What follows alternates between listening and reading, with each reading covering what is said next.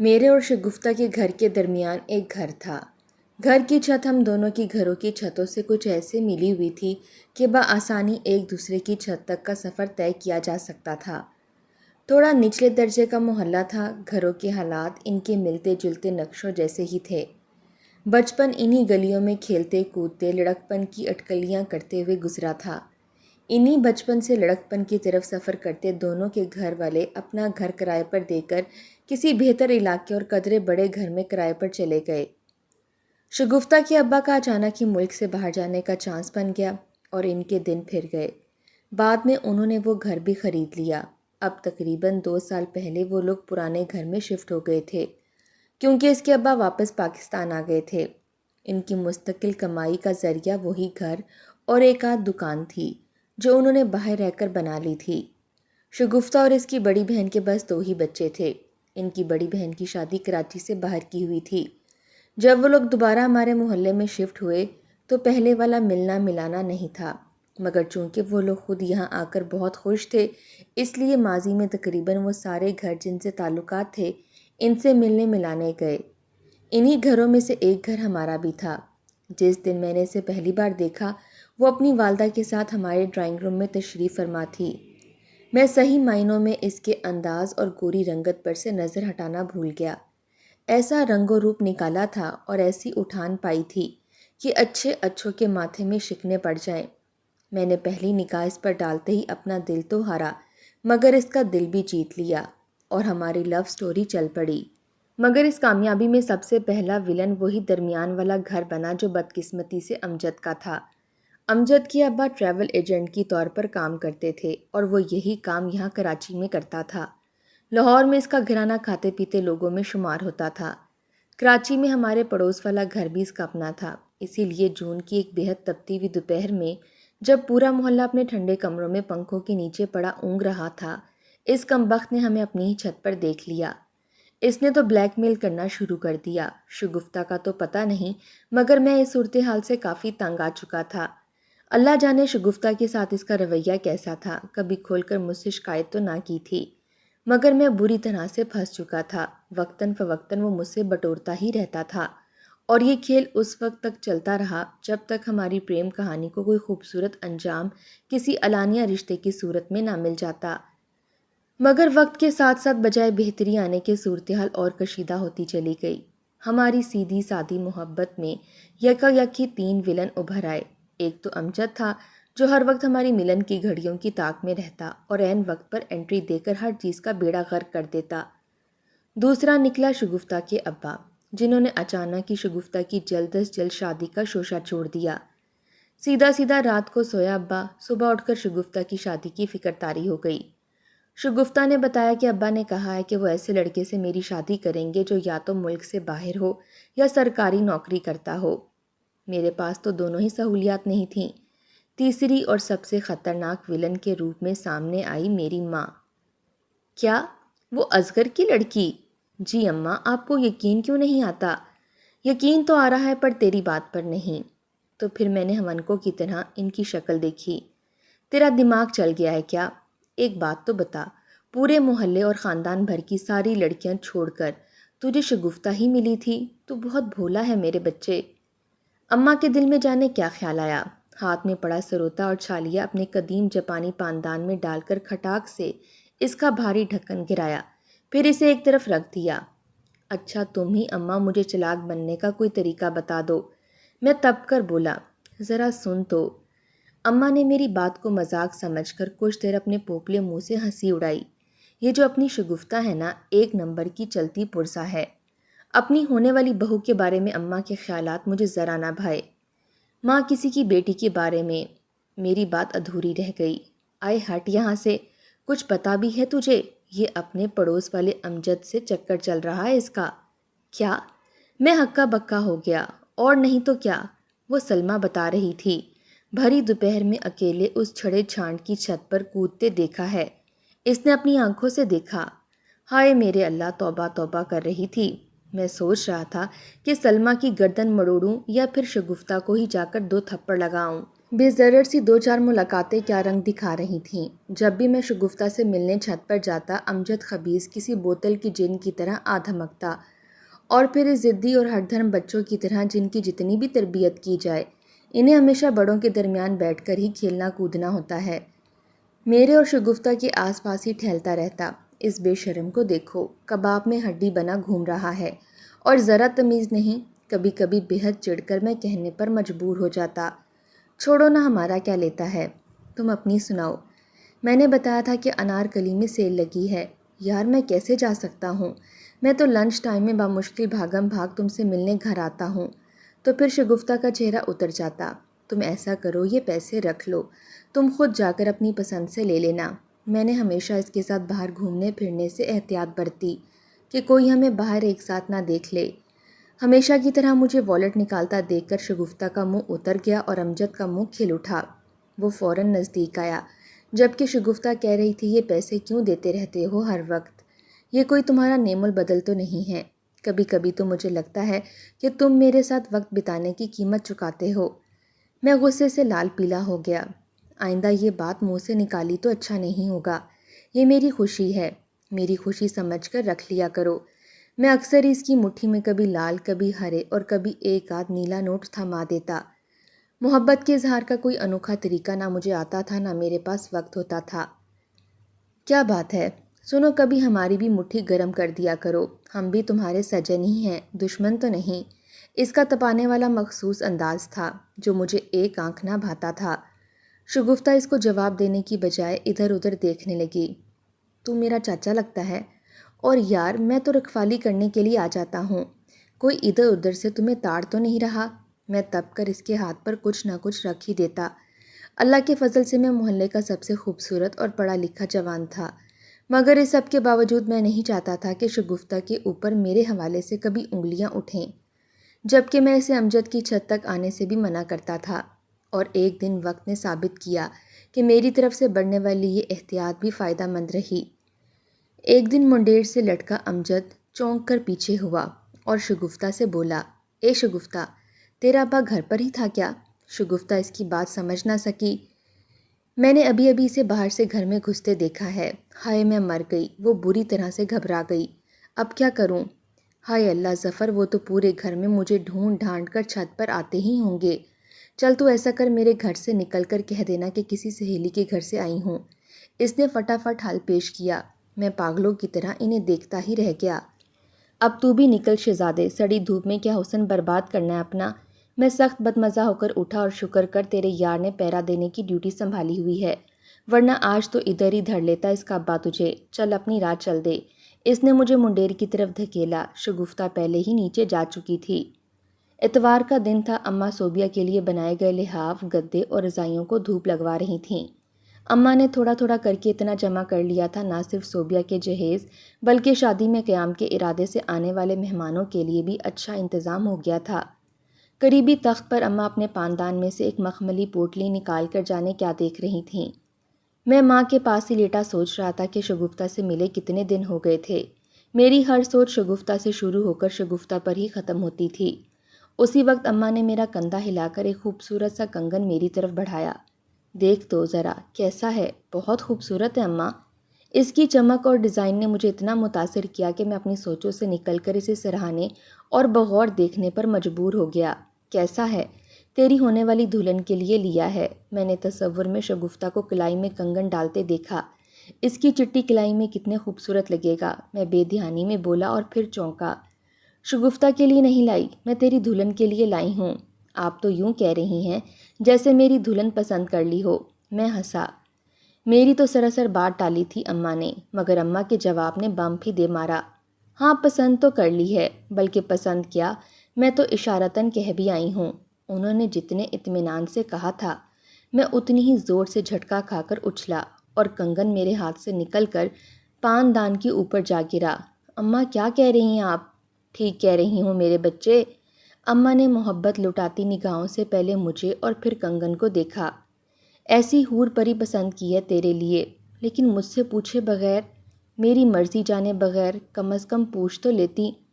ارے تو اب بتا تو دیا ہے تجھے، کیا اعتراض ہے؟ اور اگر کوئی اعتراض ہے بھی تو بیلا کو دیکھ کر سارے اعتراضات ہواؤں میں اڑ جائیں گے۔ پھر سے میرے ہاتھوں کے طوطے اڑا کر انہیں خوب سوجھی تھی۔ ان کا اطمینان قابل دید تھا۔ کنگن پر جمی ان کی نظروں میں صاف لکھا تھا کہ وہ نہ صرف فیصلہ کر چکی ہیں بلکہ کسی حد تک عمل درآمد بھی کر چکی ہیں۔ اماں مجھے نہیں کرنی کسی بیلا موتیا سے شادی، تو پھر کس سے کرنی ہے؟ میں جتنا تنک کر بولا تھا اماں نے بھی اتنا ہی چمک کر پوچھا، اور میرے لب کھلنے سے پہلے ہی وہ بول پڑیں، اس منحوس ماری کا نام مت لینا میرے آگے، بتا رہی ہوں زبان کھینچ لوں گی تیری۔ توبہ، ایسی بدید لڑکی تو نہ دیکھی نہ سنی۔ میں نے اسے اپنی گنہگار آنکھوں سے اس نکوڑے امجد کے ساتھ بازار میں پھرتے دیکھا تھا، اور خدا جھوٹ نہ بھلوائے دونوں ہی زمانے بھر کے آوارہ ہیں۔ اللہ نے جوڑی ملائی ہے ان دونوں کی، جیسے کو تیسا ملے گا، خوش رہیں گے دونوں بہت۔ اور تو؟ اماں نے رک کر مجھے گھورا، میری لاش پر سے گزر کر لا سکتا ہے تو لیا۔ اماں کی ٹرین جو چلنا شروع ہوئی تو مجھے پٹری پر آنا ہی پڑا، مگر بات اتنی آسانی سے ہضم ہونے والی نہ تھی۔ میں نے ہمیشہ شگفتہ کو ہی بیوی کے روپ میں دیکھا تھا۔ میں نے سوچ لیا تھا اتنی آسانی سے تو میں بھی ہتھیار نہیں ڈالوں گا۔ شام کا وقت تھا، آج آفس سے جلدی آ گیا تھا۔ جانے کیوں جب سے اماں نے رشتے والی بات کی تھی طبیعت پر عجیب سی اداسی طاری تھی، نہ کچھ کرنے کا دل چاہتا تھا نہ کسی سے ملنے کا۔ صوبیہ میرے لیے چائے رکھ کر گئی تو اپنا سیل فون وہیں چھوڑ گئی۔ میرے ذہن میں جانے کیا آیا کہ میں نے اس کا سیل فون اٹھایا اور فون بک کھول لی اور مطلوبہ نمبر تلاش کرنے لگا۔ میں مسلسل کچن پر بھی نظر رکھے ہوئے تھا، صوبیہ کسی بھی وقت آ سکتی تھی۔ مسلسل کوشش کے بعد نمبر مل گیا۔ میں نے جلدی سے اسے اپنے پاس محفوظ کیا اور صوبیہ کا موبائل واپس رکھ دیا۔ صوبیہ کی شادی کی تاریخ کیا طے ہوئی، دن یوں بھاگے گویا بارات والے دن ہی رک کر سانس لیں گے۔ اماں نے سالوں سے جمع کیا زیور، کپڑا، برتن، مشینری نکالنا شروع کر دی۔ سارا سامان ملا کر بھی شادی کے لیے تو کم ہی تھا۔ میں نے آفس سے لون لیا، اوور ٹائم بھی لگانا شروع کر دیا۔ رات 12 بجے گھر پہنچتا اور دوسرے دن صبح صبح پھر نکل جاتا۔ ایسی مصروفیات میں شگفتہ سے ملاقات ایک خواب ہی بن کر رہ گئی۔ بس امجد ہی تھا جو کبھی کبھی اس کا کوئی پیغام لے کر آ جاتا، ملنا ہو تو 8 بجے آ جانا، اور کبھی پیغام ہوتا کہ نئی ورائٹی لون کے سوٹ کی آئی ہے۔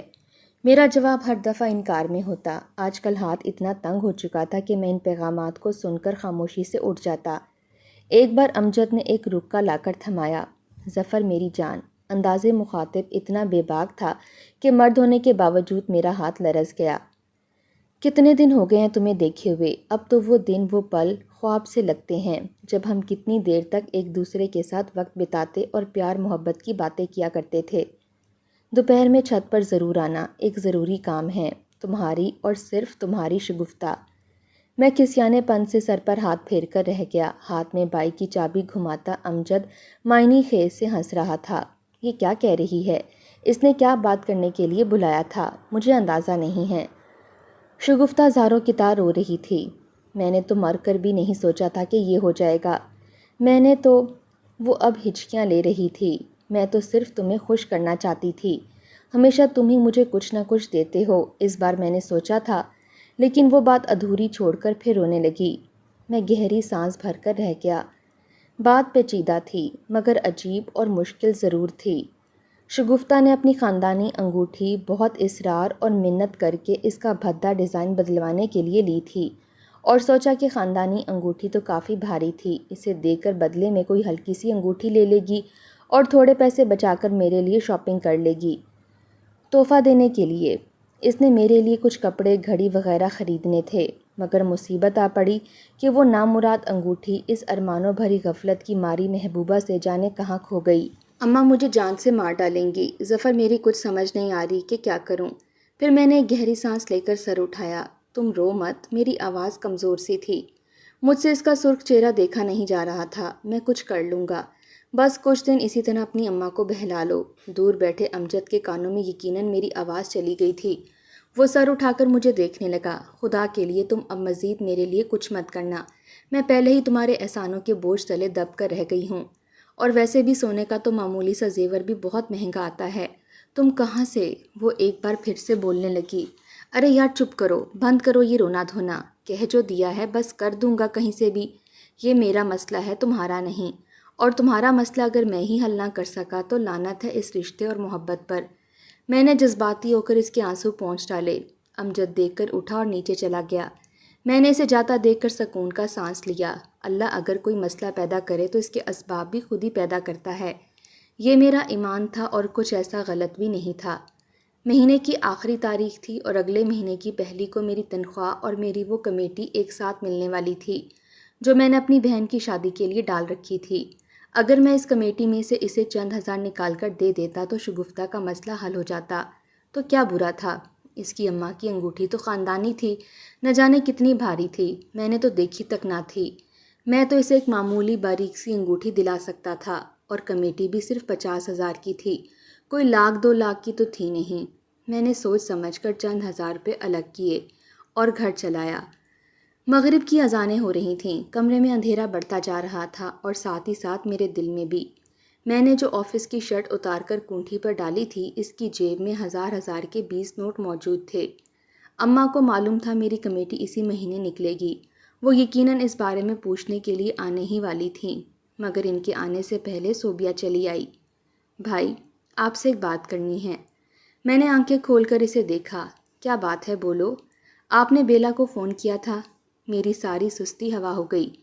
لو، صوبیہ کو بتا بھی دیا اس نے، لیکن کیوں؟ اور وہ ایسا بھلا کیسے کر سکتی ہے، جبکہ میری تو اس نے کال اٹینڈ تک نہیں کی؟ ایسا تو میں نے سوچا ہی نہ تھا۔ ہاں کیا تو تھا، مگر اس نے ریسیو ہی کب کیا؟ پتہ ہے کیوں؟ کیوں؟ کیونکہ وہ اجنبیوں سے بات نہیں کرتی۔ اس نے مسکرا کر مجھے دیکھا۔ میں نظریں جھکا کر دھیرے سے بولا، اچھا کرتی ہے۔ اگر آپ کو اس سے کوئی بات کرنی ہے تو منگنی کے بعد کر لیجیے گا۔ منگنی کے بعد؟ میں نے اٹھ کر شرٹ کی جیب کنگھالی۔ شادی کے بعد واقعی میں اماں کو بتا دوں گی کہ آپ راضی ہیں۔ صوبیہ ایک دم خوش اور حیران رہ گئی۔ ہاں، میں پھیکی سی ہنسی ہنس دیا۔ اور یہ لو، کمیٹی نکل گئی ہے، پورے 50 ہیں، دھیان سے اماں کو دینا۔ آپ لوگ حیران ہیں نا کہ کہا تو شگفتہ کے لیے تھا۔ میرے پاس ایک میسج آیا تھا، بہت دکھ دیتی ہے یہ بات کہ آپ کسی پر اندھوں کی طرح اعتبار کریں اور وہ ثابت کر دے کہ آپ سچ مچ اندھے ہیں۔ میں نے بھی اعتبار کیا تھا شگفتہ پر اندھوں کی طرح، اور اس نے بھی ثابت کر دیا کہ میں واقعی اندھا ہوں، عقل کا اندھا، اور میں اسی اندھے پن میں مبتلا رہتا اگر امجد میری آنکھیں نہ کھول دیتا۔ جی ہاں، امجد، جسے میں کباب میں ہڈی، جھوٹا، خبیث اور نہ جانے کیا کیا کہتا تھا، وہی امجد میرے ہاتھ میں 20,000 روپے دیکھ کر حیران رہ گیا۔ اتنے سارے پیسے کہاں سے آئے تیرے پاس؟ وہ مجھ سے ایسے باز پرس کر رہا تھا جیسے کسی نادان بچے نے پیسے چوری کیے ہوں۔ میں بتانا تو نہیں چاہتا تھا مگر مجبور ہو گیا، کیونکہ اس نے کہا تھا کہ اگر میں نے نہیں بتایا تو وہ شگفتہ کو یہ پیسے دے گا ہی نہیں۔ امجد تفصیل سن کر سنجیدہ ہو گیا۔ یہ تیرے حق حلال کی کمائی ہے، ان پر تیری ماں اور بہن کے سوا کسی کا حق نہیں، اس لیے پیسے واپس لے جا۔ یار، تو میرے اور شگفتہ کے معاملے میں نہ بول، بس یہ دے دے جا کر۔ اس جواب میں کچھ کہنے کی بجائے امجد نے گہری سانس بھری۔ ایک بات بولوں ظفر، تو یہ ٹھیک نہیں کر رہا۔ میں جانتا ہوں، پر میں شگفتہ کی پریشانی نہیں دیکھ سکتا۔ بہاڑ میں گئی اس کی پریشانی۔ تیری بہن کی شادی سر پر کھڑی ہے اور تو بارات کے کھانے کا کرنے کی بجائے پیسے لے کر آ گیا اس فتنے پر نچھاور کرنے کے لیے۔ امجد، میں حیران تھا۔ ٹھیک کہہ رہا ہوں میں، وہ خوبصورت طریقے سے جھوٹ بولتی ہے، اسے کوئی غم کوئی پریشانی نہیں، اور یہ پیسے پتہ بھی ہیں کیوں مانگے ہیں اس نے؟ تو مجھے اس سے بدظن کرنے کی ناکام کوشش کر رہا ہے امجد۔ مجھے ہنسی آ رہی ہے تجھ پر۔ پاگل ہے تو، بات کو اتنا ہی سمجھ سکتا ہے۔ پاگل میں نہیں، تو ہے۔ اس نے مجھے گالی دی۔ یقین نہیں آتا تو خود فون کر کے پوچھ اس سے۔ اس نے میز پر پڑا فون میری طرف بڑھا دیا۔ میں یوں ہی بیٹھا رہا، مجھے اس کی بات پر 1% بھی یقین نہیں تھا۔ کیوں ہو گئی بولتی بند؟ اس کا فون خراب ہے، کہا تھا اس نے مجھ سے۔ تجھ سے جھوٹ بولا تھا۔ میں بتاتا ہوں تجھے، اس کا نمبر یہ لے، تجھے پتہ بھی نہیں، اور اس نے نئی سم لے لی، اور وہ نمبر مجھے زبانی یاد ہے۔ نمبر ملا کر مجھے دیا۔ میرے ہاتھ سن سے ہو گئے، کیفیت عجیب سی ہو گئی، دل میں وہم اور خدشات سر اٹھانے لگے۔ دل چاہا ابھی اسی وقت وہاں سے باہر نکل جاؤں، مگر امجد نے کال ملا دی تھی۔ مگر یہ کیا، کمرے میں ہی کسی دوسرے فون پر کال آنے لگی۔ رنگ ٹون بجی۔ میں نے اطمینان کا گہرا سانس لیا، جیسے عمر قید کو رہائی ملی ہو۔ وہ یقیناً امجد کا ہی دوسرا نمبر تھا، مگر امجد نے سائڈ ٹیبل کی دراز میں سے اطمینان سے فون نکالا۔ ہاں، یہ وہی فون ہے جو وہ استعمال کرتی تھی، پر جانتا ہے یہ یہاں کیوں ہے؟ کیونکہ وہ خود چھوڑ کر گئی ہے۔ اسے بہت اچھا اور مہنگا سیٹ مل گیا ہے۔ معلوم ہے کس نے دیا؟ اس کے شوہر نے، جس سے وہ کورٹ میرج کر چکی ہے۔